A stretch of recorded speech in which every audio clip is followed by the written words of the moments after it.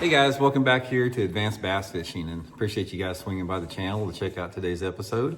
And guys, today we're going to be talking about oddball lure colors, colors that you don't see in most stores. I mean, most stores have what's called a list of core colors. That's like the super popular colors like sexy shad and everything like that. But there's a lot of times where just these weird custom painted baits that don't look very good really produce well. So we're going to get into that in today's episode here. Also, guys, for get started, a couple quick things here. I'd just like to invite everybody to please swing by and check out my Tackle Warehouse link in the description of this video. Tackle Warehouse is dropping a bunch of new Megabass jerkbait colors right now if you'd like to get some of them. So I'll put that link in the description. And also, guys, thank you very much for everybody that's taking time to check out my Fish the Moment lake map breakdowns. We got our spring maps up on the site right now. These are maps I've built for Fish the Moment that are great resources to get more good fishing places. You can download GPS waypoints straight to your electronic unit. I'll put the Fish the Moment lake map breakdown link in the description of the video here. And once again, guys, thank you for subscribing to the channel. Really appreciate that. Okay, guys, I got a couple oddball colors just for an example here. Here's some stuff that you don't see from Megabass. Just these really weird looking colors like this. And you know, here's a wiggle wart, something like this that you'd never see. Just really odd colors. Here's a custom painted one, something you don't see in the store like this. So the point of the video here is, when do these really odd looking colors work? The things that you just don't see in the mainstream tackle store. Now, here's my theory on it. I want to give you guys, a little bit of experience, or share a little bit of experience that I've had with colors and odd colors. I don't think, it's my theory in bass fishing, and this is just from my own experience, that the color that you throw is not as important as throwing a color that the bass haven't seen before.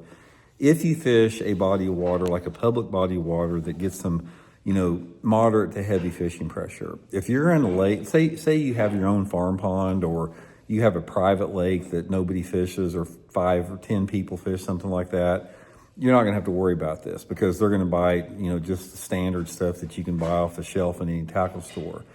But one of the things that I found out about bass is they get conditioned very quickly to a couple different things. They get conditioned to color, they get conditioned to lure profile and size, and they get conditioned to how much noise or how much water the bait pushes or rattles or something like that.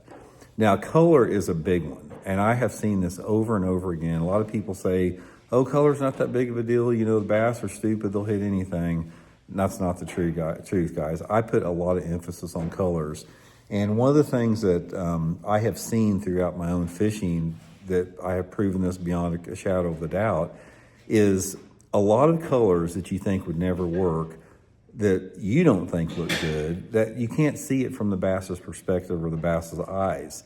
And I have seen it time and time again where I'd be fishing with one of my co-anglers, or a friend of mine that doesn't fish much or something like that, and I'd be throwing my favorite color that I've caught a million fish on, and they'd be throwing something that I've never seen before, and I sort of look back at them and say, he's never going to catch one on that color there, and they wind up beating me on it. So this is the thing that I have seen more than anything else in fishing, is it's more important to throw a color that the fish have never seen before, rather than, get caught up on the specific color that you think is going to work. And that is when these these oddball looking lure colors work. Now, here's some example I'm going to give you guys, or here's some tips and advice I'm going to give you.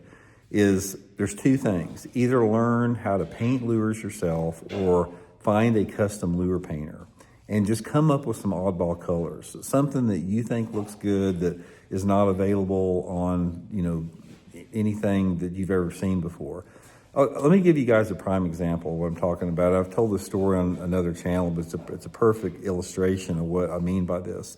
I had this one wiggle wart crankbait of mine that was a really favorite color of mine. It was sort of like, it's hard to explain. It was sort of chrome looking. It had a chrome colored bill and a chrome side and some chartreuse, and just a really odd looking bait. But this old dude gave me this bait down at Lake Texoma about 40 years ago and told me it was really good for smallmouth. And he was right. I caught a lot of smallmouth on it, and I finally ran out of them. And I had one left, and I was trying to get it painted.